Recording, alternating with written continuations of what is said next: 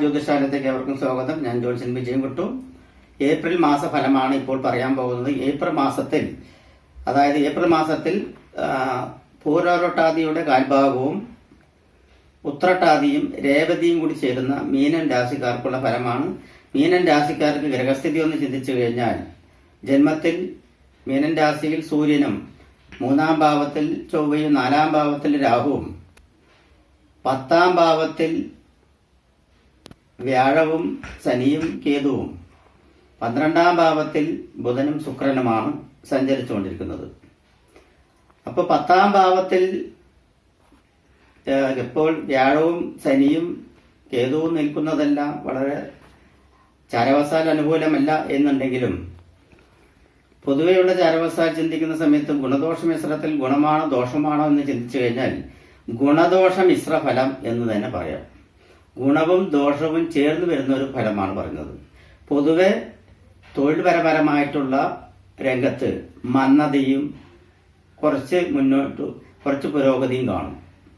April മാസം ഏകദേശം 15-ാം തീയതി വരയ്ക്ക് മന്ദതയും ഏപ്രിൽ മാസത്തിന് ശേഷം പുരോഗതിയും കാണുന്നുണ്ട്.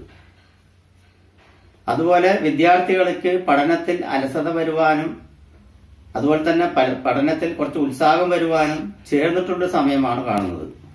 അത് കാരണം ഇവർക്ക് മഹാവിഷ്ണു ക്ഷേത്രത്തിൽ വിദ്യാസൂക്തവും ശ്രീരാമക്ഷേത്രത്തിൽ ഭാഗ്യസൂക്തവും തുളസിമാലയും നൽകുന്നതുകൊണ്ട് ഇവർക്ക് അതിനുള്ള പ്രയോജനങ്ങൾ ഉണ്ടാവും. കുടുംബത്തിൽ പൊതുവെ സമാധാനപരമായിരിക്കും. കുടുംബത്തിൽ കലഹങ്ങൾ ഉണ്ടാവാതിരിക്കുവാൻ വേണ്ടി ഐക്യമത്യ സൂക്തം കുടുംബത്തിന്റെ എല്ലാവരുടെയും പേർക്ക് നടത്തുന്നത് മൂലം ആ ദോഷങ്ങൾ കുറഞ്ഞു വരുവാനും സാധ്യതയുണ്ട്.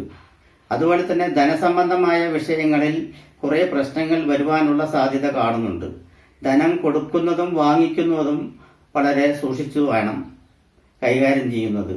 ധനത്തിന്റെ പൊതുവെയുള്ള ഒരു ക്രമീകരണം ശ്രദ്ധാലുവായി ശ്രദ്ധിച്ചു കഴിഞ്ഞാൽ വളരെ ദോഷമില്ലാത്ത ഒരവസ്ഥയിലേക്ക് വരും. ധനം കൈകാര്യം ചെയ്യുന്ന ധനസ്ഥാപനങ്ങളായിട്ടുള്ള ഫൈനാൻസ്, ബാങ്കേഴ്സ്, അതുപോലെ തന്നെ ധനം വരവ് ചെലവ് ചെയ്യുന്നവർക്കെല്ലാം അത്ര നല്ല സമയമല്ല. അത് കാരണം വളരെ സൂക്ഷിച്ച് കൈകാര്യം ചെയ്യാൻ പറ്റുകയുള്ളൂ.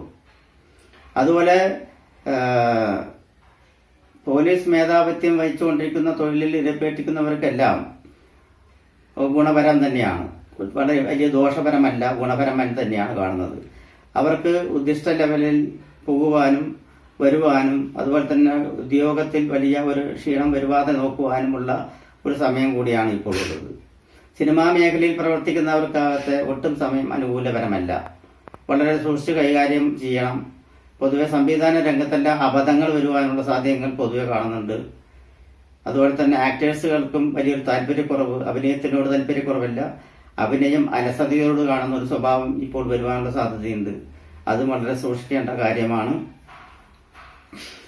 അതുപോലെ ഗവൺമെന്റ് തലത്തിൽ ജോലി ഏർപ്പെട്ടിരിക്കുന്നവർക്കെല്ലാം ഗുണദോഷ മിശ്ര ഫലമാണ്. ഗുണവുമില്ല ദോഷവുമില്ല, എങ്കിലും ശ്രദ്ധിക്കുന്നത് വളരെ ഉചിതപരമായിട്ടാണ് കാണുന്നത്.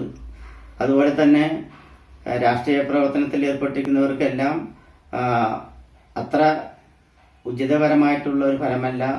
അവർക്ക് ഭാഗ്യസൂക്തം വളരെ വേണ്ടി വന്നിരിക്കുന്നു. ഭാഗ്യസൂക്തം ചെയ്യുന്നത് മൂലം അബദ്ധങ്ങൾ ഒഴിവാക്കി ഭാഗ്യങ്ങൾ കടാക്ഷിക്കുവാനുള്ള സാധ്യത കാണുന്നുണ്ട്. അതുപോലെ പൊതുപ്രവർത്തനത്തിൽ ഏർപ്പെടുത്തിക്കുന്നവർക്കും വളരെ ശ്രദ്ധിക്കേണ്ട ഒരു സമയമാണ്. ഇവർക്ക് വിദേശത്ത് ജോലിയെടുക്കുന്നവർക്കും വിദേശ യാത്ര പോകേണ്ട എന്ന് ചിന്തിക്കുന്നവർക്കുമെല്ലാം ഈ ഏപ്രിൽ മാസം 23-ന് ശേഷം അത് ചിന്തിച്ചാൽ മതി, അല്ലെങ്കിൽ അപ്പോയിന്റ്മെന്റ് കൊടുത്താൽ മതി. അല്ലാത്ത പക്ഷം ഇപ്പോൾ നിർബന്ധമായും അതിലോട്ട് പോകാൻ തീരുമാനിച്ചിരിക്കുന്നവർക്കെല്ലാം പരിഹാര മാർഗം നിങ്ങൾ ചെയ്യുന്നത് മൂലം, പരിഹാരങ്ങൾ തേടി ചെയ്യുന്നത് മൂലം വളരെ ഉചിതമായിരിക്കും. പൂരോരട്ട നക്ഷത്രക്കാർക്ക് പൊതുവെ വ്യാഴാഴ്ച ദിവസങ്ങളിൽ മഹാവിഷ്ണുവിൽ തുളസിമാലയും പാൽപായസവും അല്ലാത്ത പക്ഷം ത്രികാല പൂജയും നടത്തുന്നത് മൂലം വളരെ ഗുണപരമാണ്. ഉത്രട്ടാതി നക്ഷത്രത്തിൽ ജനിച്ചിരിക്കുന്നവർക്കെല്ലാം ശാസ്താക്ഷേത്രത്തിൽ ചുറ്റുവിളക്കും നിറമാല വിളക്കും നടത്തുന്നത് മൂലവും നെയ്യഭിഷേകം നീരാഞ്ജന നടത്തുന്നത് മൂലവും വളരെ ദോഷം കുറഞ്ഞിരിക്കും. കണ്ടകശനി പൊതുവെ ഉണ്ട്, അത് കാരണം നീരാഞ്ജന നിർബന്ധമായി നടത്തണം. രേവതി നക്ഷത്രക്കാർക്കെല്ലാം മഹാവിഷ്ണു ക്ഷേത്രത്തിൽ മഹാവിഷ്ണു ക്ഷേത്രത്തിൽ ഭാഗ്യസൂക്തവും ത്രികാല പൂജയും നടത്തുന്നത് വളരെ ഉചിതപരമാണ്. മഞ്ഞപ്പട്ടും അതുപോലെ തന്നെ നിവേദ്യവും നടത്തുന്നതും വളരെ ഉചിതപരമാണ്. യഥാശക്തി വഴിപാട് നടത്തുന്നവർ ഇത് ചെയ്യുക. അപ്പോൾ ഇവർക്ക് ഗുണദോഷ മിശ്രത്തിൽ ഗുണവും ദോഷവും തരുന്നതാണ്. ഈ പരിഹാരമെല്ലാം ചെയ്യുന്നത് മൂലം ദോഷങ്ങൾ കുറഞ്ഞിരിക്കും. നമസ്കാരം.